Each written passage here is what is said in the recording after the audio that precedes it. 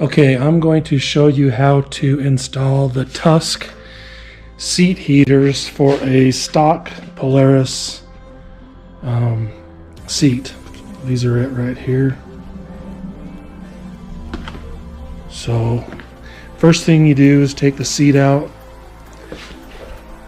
You remove the bases and you get the lower base. I started with the lower base. You just use a screwdriver and pop them up. All the staples, you want to go all the way around. This is the back side, this is the front side. You want to get it all the way around to where you can take the cover, kind of slip it off of that side. You need to be careful when you're taking these off.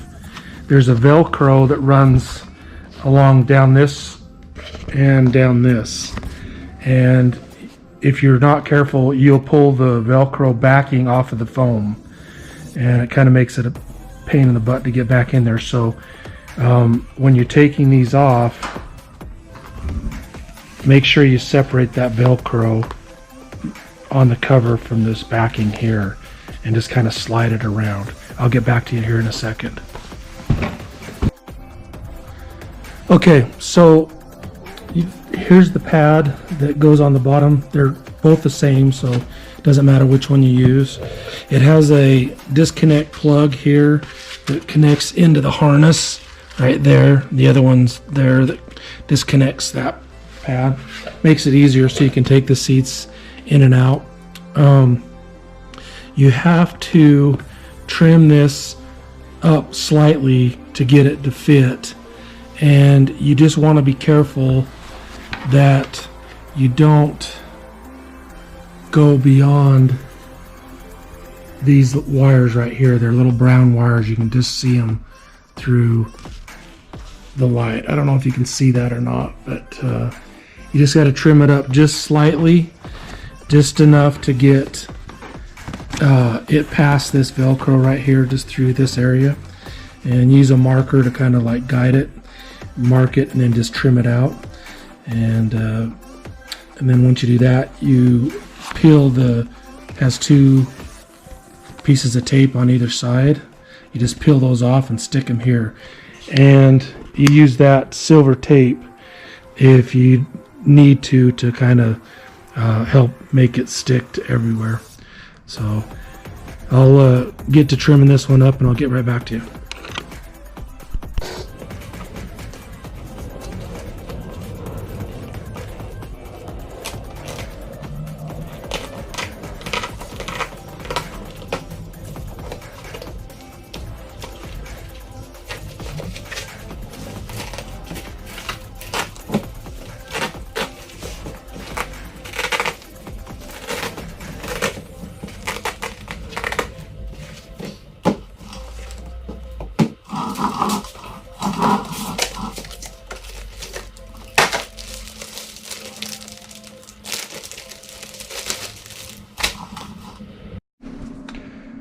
Okay, so I taped the bottom end of this, kind of tucked it up underneath the seat pan, and I taped the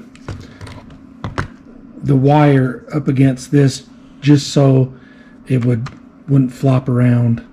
Once you get the material back over, you can squeeze it down to get the material up where you want it.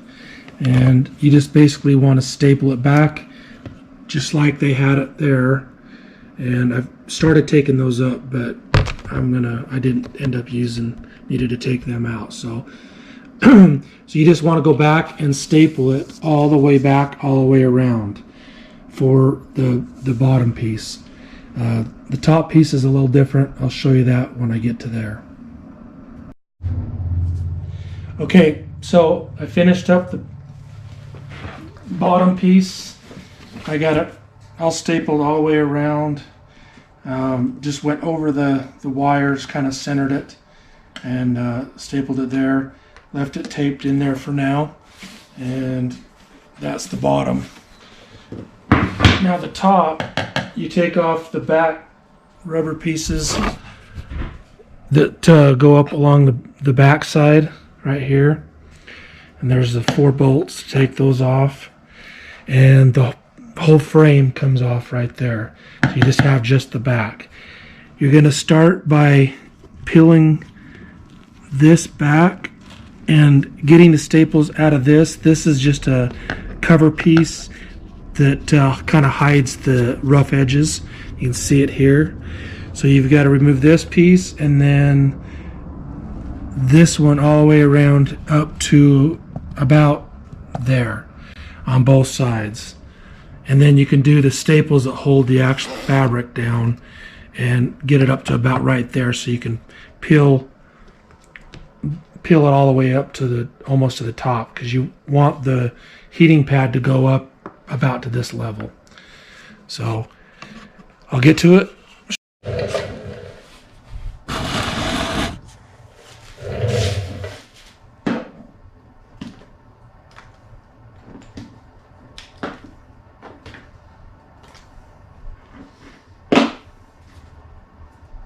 You have to kind of separate this because they put the staples in the middle, so you kind of have to separate it to find the staples. Try not to tear it through, but once you find one, you just pull it up and take it off.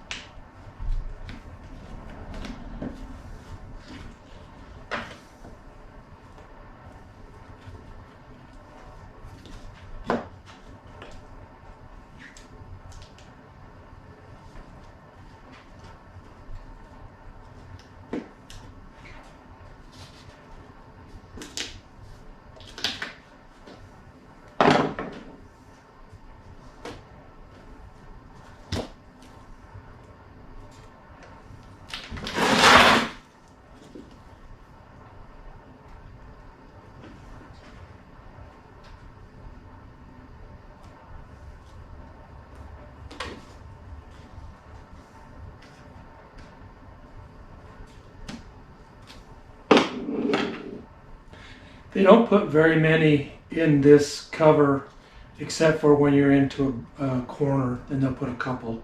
But then they space them out about every 1.5 inches, so it's not too bad.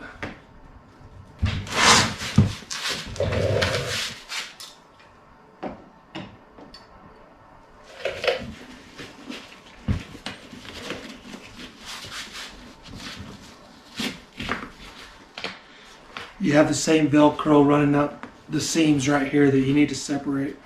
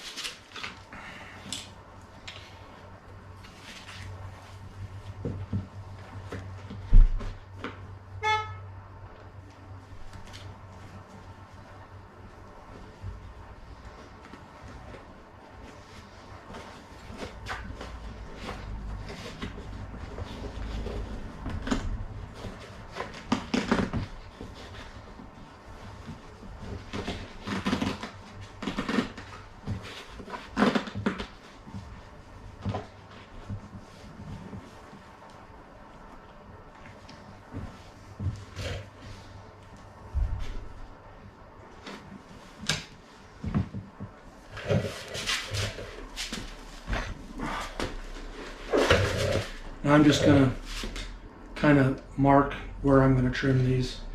Again, be careful not to go into the too far in. You can see where the wire is. If you cut that, it won't work. So you have about a little over a ½ inch of play on either side.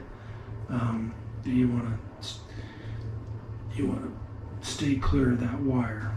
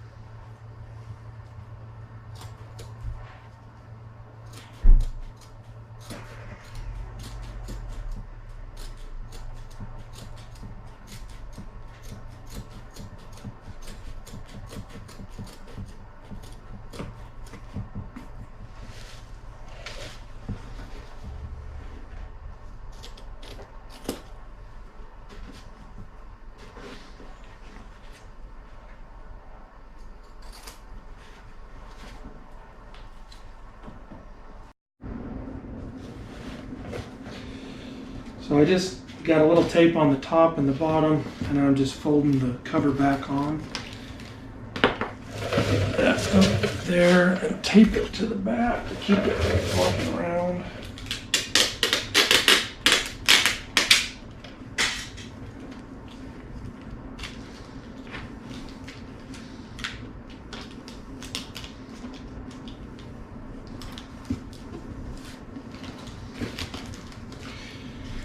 And you just staple it back like you did the other one. I start up top and I come down and just keep stretching it around. So you keep it taut all the way down and up and around here. Once you get them all stapled, you put these back in, staple over them. Again, you want to kind of fold this back when you do the staple gun. You just push the staple gun in to kind of pinch it back and then staple it, and that hides the staple inside the seam. You do that on both sides. Don't forget the little piece down on the bottom.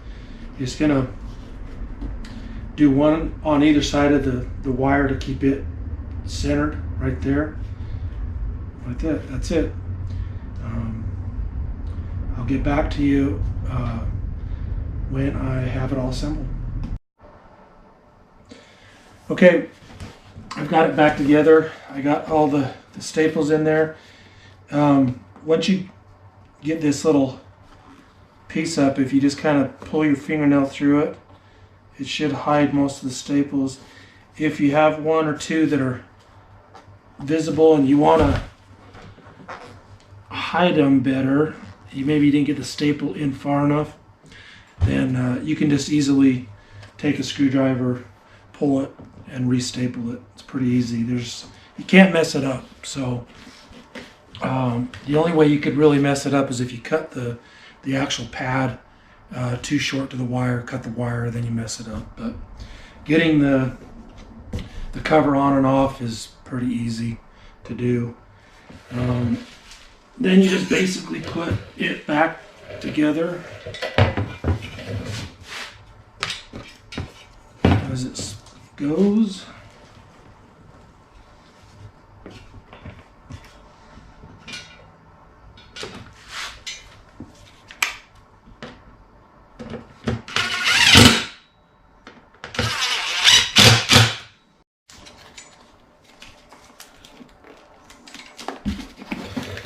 Okay, so it's back together.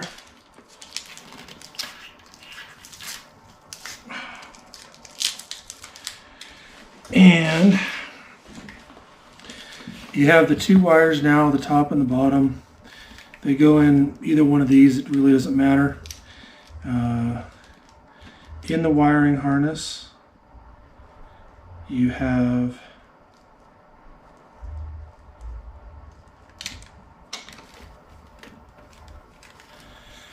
your two plugs that go to the seat. Get this off. 15 of these things.